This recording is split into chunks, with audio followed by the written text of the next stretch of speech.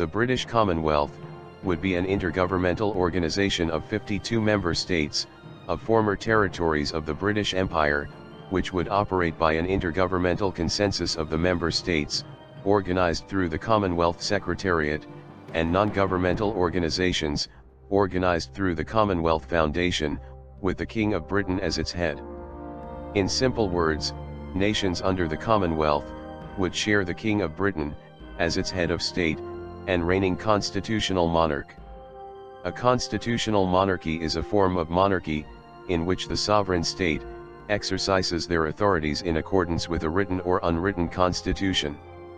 What differs constitutional monarchy from absolute monarchy is that the constitutional monarchs are bound to exercise their powers and authorities within the limits prescribed within an established legal framework. Or in simple words, replace all the governor-generals with the king himself. A total of 16 nations, including Canada, Australia, and New Zealand, accepted Britain's offer. The first Prime Minister of India, Jawaharlal Nehru, was also very eager to make India a Commonwealth nation, but he faced heavy opposition from almost all Indian leaders. Ireland understood this clever plan. It was the first nation to not be a part of the Commonwealth by becoming a republic. All Indian leaders also wanted India to do the same, that is, not to be a part of Commonwealth by becoming a republic. India was on its way of becoming a republic, and Nehru was determined to make India a Commonwealth nation. And thus Nehru came up with a plan. He went to London, and asked the British government to remove the word British from the British Commonwealth, and abolish the system of constitutional monarchy, thereby allowing republics to become a part of the Commonwealth. And thus, in the London Declaration of 1949, it was decided to accept Nehru's plan, and modify the British Commonwealth. And thus it was decided that, the nations who would accept the constitutional monarchy, will from now onwards be called as the Commonwealth realms. While republics, and other nations, who refuse to accept the constitutional monarchy, will be grouped under the Commonwealth of Nations. But, the king will still remain the head of both the Commonwealths. And thus, India became a member of the Commonwealth of Nations, and enjoys all of its privileges, which includes a Commonwealth citizenship. Which means that citizens of the Commonwealth nations are also a Commonwealth citizen, which, like any other citizens, have the right to vote in elections held in UK and other Commonwealth nations, if they allow to do so. This means that Indians can vote in UK elections, and in elections held in some other Commonwealth nations like Australia and New Zealand, provided they fulfill certain criterias set up by the host nations. But citizens of these nations cannot vote in Indian elections, as Indian law denies this right. Same rule applies in case of jobs, that is, as a Commonwealth citizen, Indians can apply for civil service jobs in these countries, while citizens of these countries cannot in India.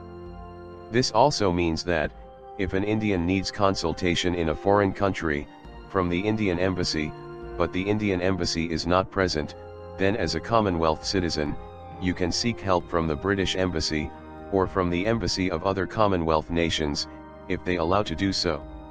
This is also the reason why all Commonwealth nations have high commissions, instead of embassy, in other Commonwealth nations. Other privileges includes free trade for all member nations, defense assistance under critical situations for Commonwealth nations, and military assistance for Commonwealth realms.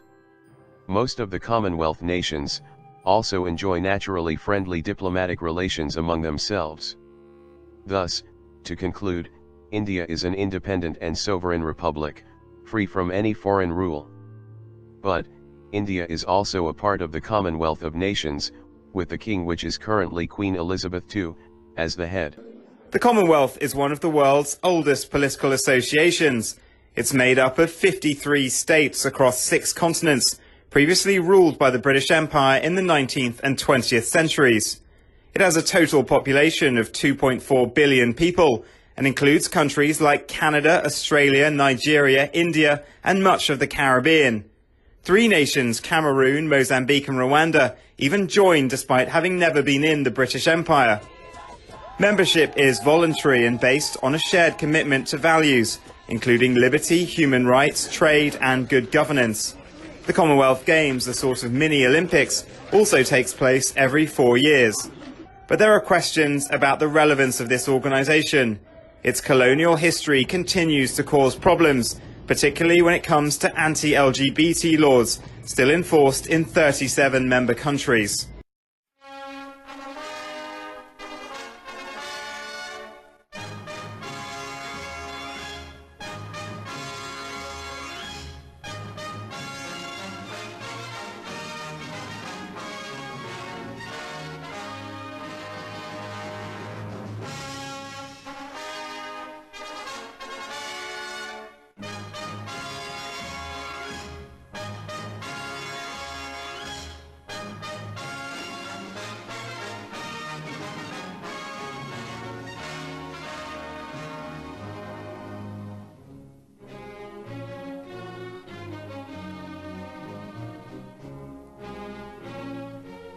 To the Queen and Prince Philip, the government and people of India stretched out the hand of welcome.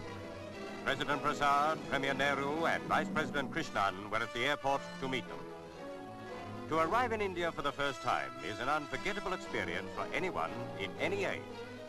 How much more so for the Queen, for whom the magic of air travel in a few hours translated the January gloom of London into the tropical brilliance of New Delhi. Dr. Prasad sincerely spoke for the whole Republic of India in bidding the royal visitors a most warm welcome. The Vice President, as well as Mr. Nehru and his sister, added his greetings. The Queen rode in Dr. Prasad's car with the picturesque presidential bodyguard in escort.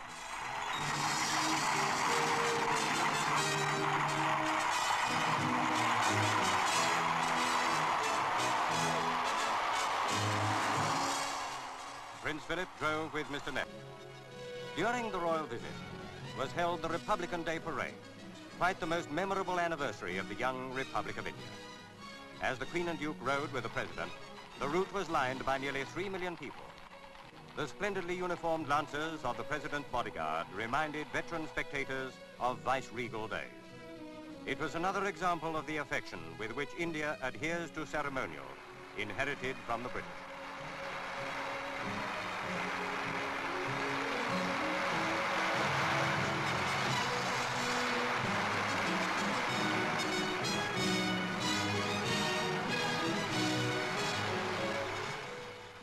A proud day this for every Indian, and surely the proudest man of all was Dr. Prasad, the 76-year-old head of the Republic for which he labored and suffered during so much of his political life. And how superb was the parade of which he took the salute. Marching past were regiments whose names are gloriously written in British military history. Today they glory in continuing the valiant traditions of the old Indian Army.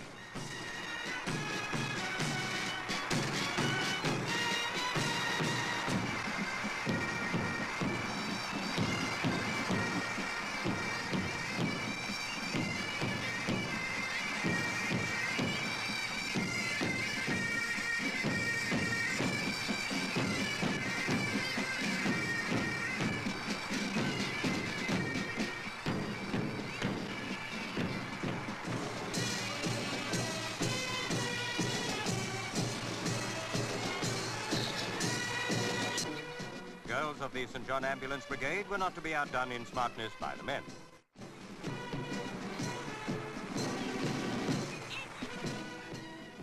In striking contrast to the airborne arm and shortwave radio, modern and up to the minute, were the 12 magnificent elephants, always a feature of the anniversary parade, and with the onlookers, always a very popular feature.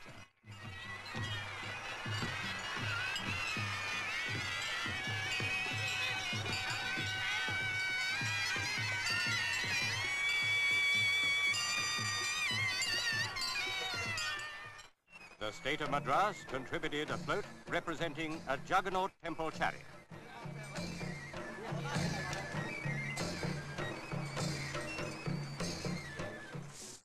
All along the route, the crowds were entranced by the dancers, especially by the youthful performers.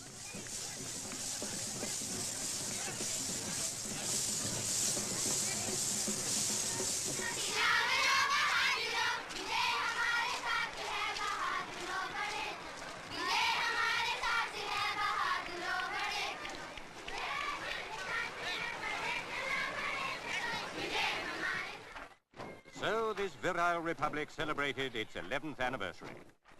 India seems to be emerging as the most civilizing influence in Asia, a power for peace in a world of conflict.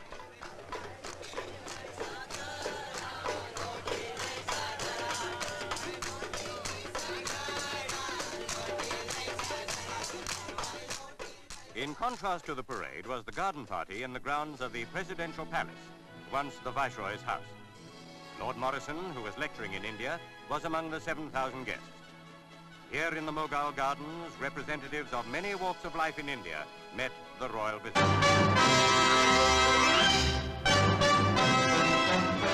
June the 12th, 1963. Today, London waits to welcome the President of India, Dr. Sarvepalli Radhakrishnan, who is paying the first Commonwealth state visit ever made to Britain, and incidentally, returning that paid to India by Her Majesty Queen Elizabeth II and the Duke of Edinburgh in 1961.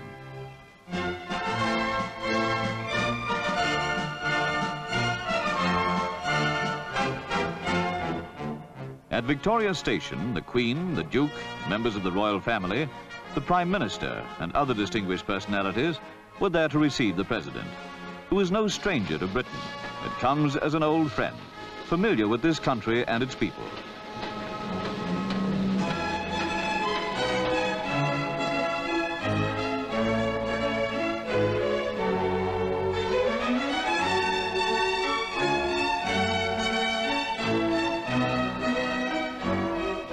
Princess Margaret and Princess Marina were there to welcome him.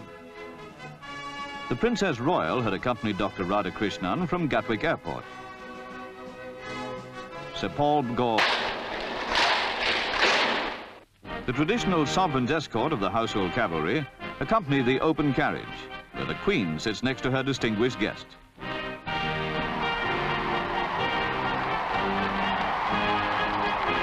In reply to the Queen's speech of welcome, the President said, "May I say here that the transfer of power to India is one of the greatest acts of reconciliation in human history."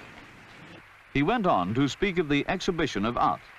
More important than the political arrangements and economic alliances is the understanding between peoples. That kind of understanding is brought about by a knowledge of other people's culture, their art forms. That's the way in which we get to the heart of another country. If we wish to know the soul of a country, it is reflected in its literature, in its art. At London Airport, Mr. Duncan Sand was there to say goodbye. President Radhakrishnan carries with him the goodwill and admiration of the British people, who will long remember the dignity and kindliness of this great scholar and statesman. And the President will remember, too, the warmth of the welcome given him by the people of Britain, who greeted him both as an old friend and as head of one of the great countries of the Commonwealth. This, though, is India, and Prime Minister Mrs. Gandhi, hovering under a striped umbrella, takes advice from astrologers. Noon had been deemed an inauspicious arrival time by a very eminent astrologer, and the palace was discreetly advised by the Indians to heed the stars. Greeted by the President and a 21-gun salute, she began her first visit here for 22 years. Delhi's large diplomatic corps had turned out in full. One ambassador, the Portuguese, decided to add a little old-world charm. Despite the elegance, gone are the days of processions on garlanded elephants. Today's ceremonial animal is a sleek Mercedes, in which the Queen headed for the city. The main part of the Queen's tour here will emphasize the Commonwealth. She'll be present, with Mrs. Gandhi as host, at the opening of the Commonwealth Heads of Government meeting next week. Meanwhile, India is welcoming with ceremony and with due regard to the stars. Colourful buntings decorated this religious town, and a huge police bandobast was in hand to take care of the small group of protesters. All present in Amritsar to greet Queen Elizabeth and her husband, the Duke of Edinburgh, during their day-long visit. The royal couple had come to India from Pakistan and had been greeted with the correct protocol and necessary pomp and pageantry in Delhi.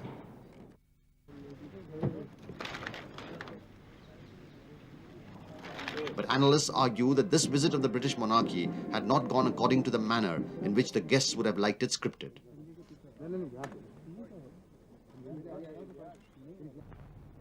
Queen Elizabeth II first visited India in 1961 when she was accorded a huge and friendly reception.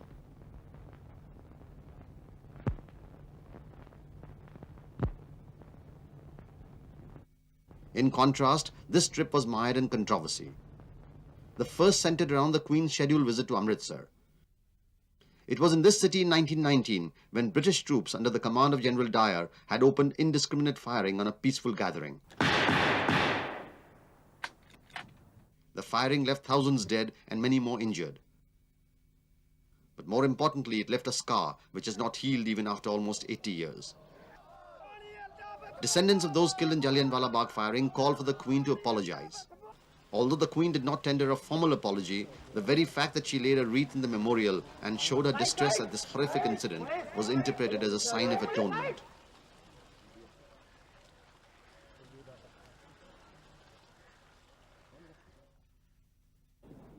Despite these hiccups, the week-long visit of the British monarch on the 50th year of the country's independence was seen as an attempt by both countries to forge better relations between themselves.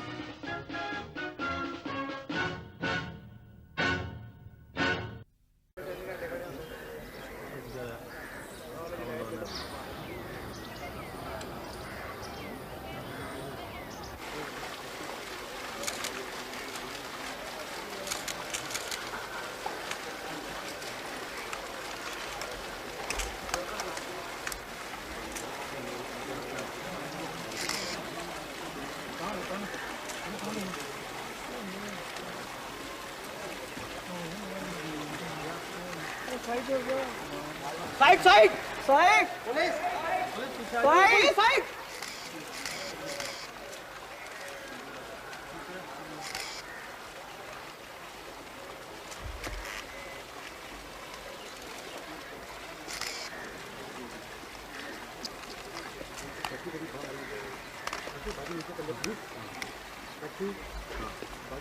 कर दिया ठीक है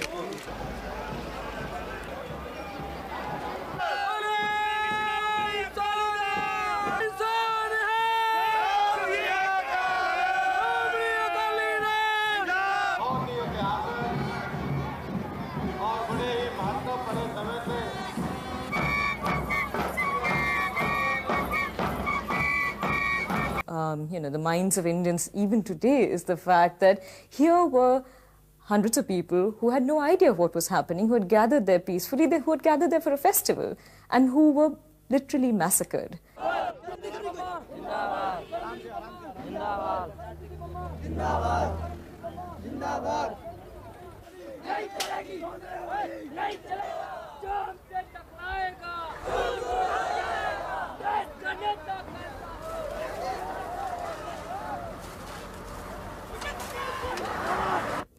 The visit to Jallianwala Bagh should be seen as a gesture. The Queen is not going to apologize, but she is going there and she is going to lay a wreath. And I think those of you who appreciate the subtle distinction will recognize it as a special gesture.